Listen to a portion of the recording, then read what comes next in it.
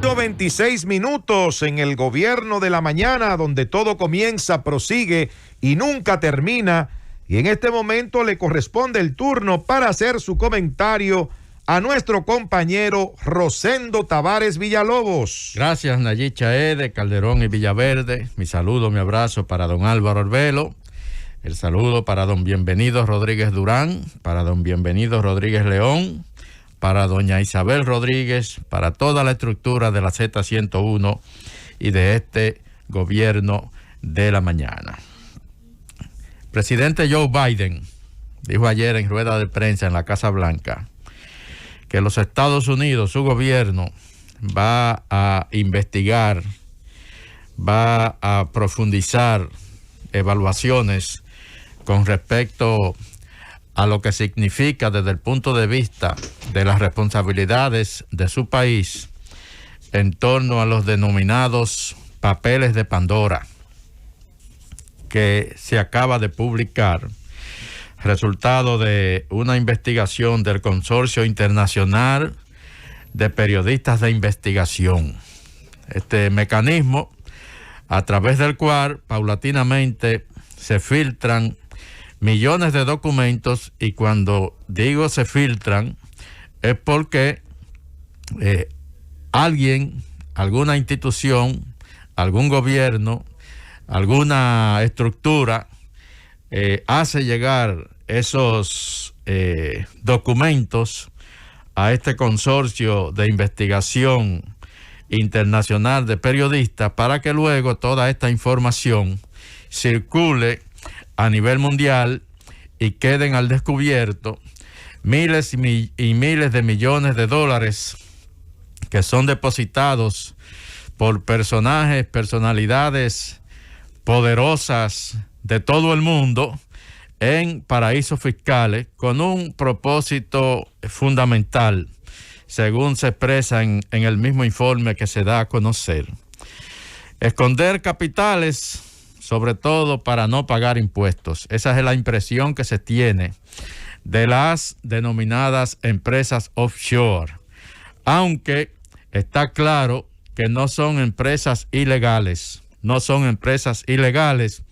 y la ilegalidad de las mismas consistiría en que los propietarios de esas empresas, de esas cuentas, no las transparenten, no las declaren en sus declaraciones de impuestos, sobre todo en sus países. En ese momento es cuando se convertirían en ilegales, según estos datos que se ofrecen. Hay varios países, esto de los papeles de Pandora, la denominación, dicen, porque realmente lo que se está destapando es una especie de caja de Pandora. Va a seguir saliendo todavía mucha información.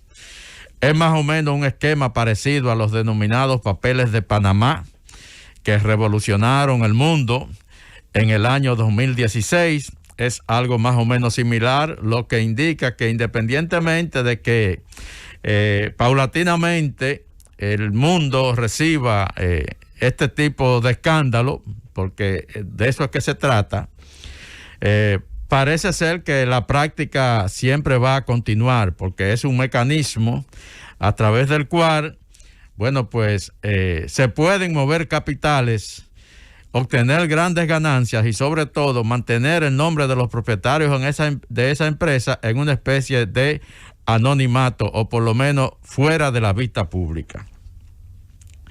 Hay paraísos fiscales que son ya famosos. El caso de Panamá, la razón por la que ahora, en lugar de un segundo capítulo de los papeles de Panamá, se denomina esto como los papeles de Pandora, es porque el gobierno de Panamá, cuando advirtió que se iba a hacer esta nueva publicación, inmediatamente envió una comunicación a ese consorcio de periodistas donde le advertía que no iba a permitir que el nombre del país fuera de nuevo cuestionado con este tipo de publicaciones, porque dice el gobierno de Panamá que lo que se cometió con ese país en el 2016, denominando esto como los papeles de Panamá, fue una irresponsabilidad que ellos no iban a permitir, porque empaña la imagen del país, independientemente de que ciertamente en Panamá funcionan muchas de estas empresas. Islas Vírgenes es otro de los paraísos fiscales preferidos. Yo me puse a buscar información por qué Islas Vírgenes es tan atractiva para el tema de las empresas offshore. Me encontré con la siguiente información. Primero, Islas Vírgenes es un pequeño territorio en el Caribe, que está bajo la tutela de la corona británica. 153 kilómetros cuadrados, 36,000 habitantes. Eso es Islas Vírgenes británicas. Pero tiene registradas empresas offshore por la cantidad impresionante de más de 400,000 empresas. Dice los datos que más de 18 empresas por cada habitante de la isla está registrada. Empresas internacionales. En el 2019, Islas Vírgenes recibió una cantidad de inversión extranjera directa por más de 57,900 millones de dólares. Recibió más inversión extranjera directa que Alemania, que Francia, que Canadá, entre otros países. Así que ya ustedes saben cuál es la proporción. Imagínense cuál es la proporción y cuál es entonces el atractivo de Islas Vírgenes para este tipo de negocio transnacional. ¿Cuál es la razón? Dice que Islas Vírgenes casi no tienen impuestos, no tienen un impuesto sobre la renta que sea efectivo, no tienen impuesto a las ganancias de capitales, no tienen impuestos a las herencias, ni impuestos a los regalos, tampoco impuestos a las ventas o al valor agregado, destaca este informe. Dice que el gran otro atractivo de las Islas Vírgenes reside en las facilidades que ofrecen para crear de forma barata y simple empresas de papel que permiten a sus propietarios mantener sus nombres fuera de la vista pública. Hay muchas razones válidas por las que una persona puede querer que no se conozca que es dueña de determinadas inversiones, por lo que esta oferta de discreción de Islas Vírgenes, en este caso, resulta atractiva tanto para inversores legítimos como para aquellos que no lo son. Yo tengo un long short, no offshore. La verdad que esa es la impresión que se tiene de lo que son las empresas offshore. Esa es la impresión que se tiene. Básicamente. La impresión no, esa es la descripción de lo que son las empresas offshore. Básicamente, de que son mecanismos para mantener capitales fuera de la vista pública, pero además mantener la discreción de los propietarios de esos capitales. Pero tú sabes que la primera, tú sabes por qué yo no le he dado mucha relevancia a eso, porque eso es una réplica de lo de Wikileaks. Y yo recuerdo cuando se revelaron los documentos y los papeles de Wikileaks, esa misma información que sacó Alicia ahora salió en el pasado reciente. Y no solamente con eso, con los políticos dominicanos, sino con los empresarios dominicanos que tienen toda su fortuna metida en esas islas.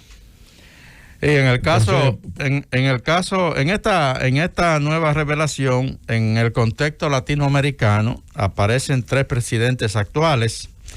El presidente de Ecuador, Guillermo Lasso, ayer hizo una declaración pública aclarando que realmente ya él no es dueño de esas empresas, pero además que no son, en el caso de que las tuviera, no son empresas ilegales.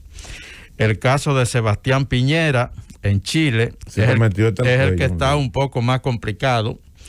Chile es un país que exige mucho de la transparencia a sus dirigentes. Incluso Chile en los últimos tiempos. La baja con Sebastián Piñera fue que hizo una triangulación con una empresa que él tenía, que supuestamente se la había vendido una minera a un primo de él, y que terminó entonces asumiendo una serie de compromisos como el Estado, y quien dirigía el Estado era él. Y ahí es donde está el problema con Sebastián Piñera, porque cuando Sebastián Piñera ganó las elecciones en Chile, yo tuve la oportunidad de ir, creo que a esa toma de posesión, y era uno de los empresarios más prósperos, no solamente de Chile, sino de toda América Latina. El caso es que Piñera era también el dueño de LAN, la línea, una de las líneas aéreas más grandes de Chile. Sí. El caso es que gran parte de la población chilena le está exigiendo al presidente Sebastián Piñera, y hay gente que está hablando hasta de que renuncie. El otro mandatario latinoamericano es el presidente nuestro, presidente de la República Dominicana, Luis Abinader. Todavía el presidente Abinader personalmente no ha hecho una declaración sobre el tema. Yo asumo que lo hará en cualquier momento. Su esposa, la primera dama Raquel Albaje, emitió una declaración a través de la red de Twitter, donde ella habla de la costumbre de transparencia de su esposo, el presidente de la República, que ella dice que desde todo el tiempo ha sido una persona definitivamente transparente en sus actuaciones, y que no va a dejar de ser así de ninguna manera.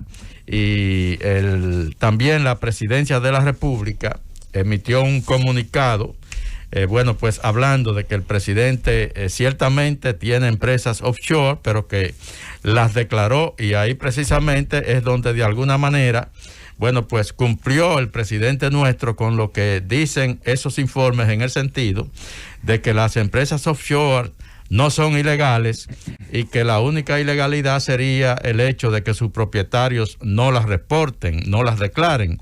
En el caso del presidente, él las declaró, y eso le da, crédito a sus actuaciones. La verdad es que yo no creo, hablando ya ampliamente, yo no creo que esto va a tener un impacto, diríamos, de que va a derrumbar muros en el mundo. Estas informaciones que se están revelando, porque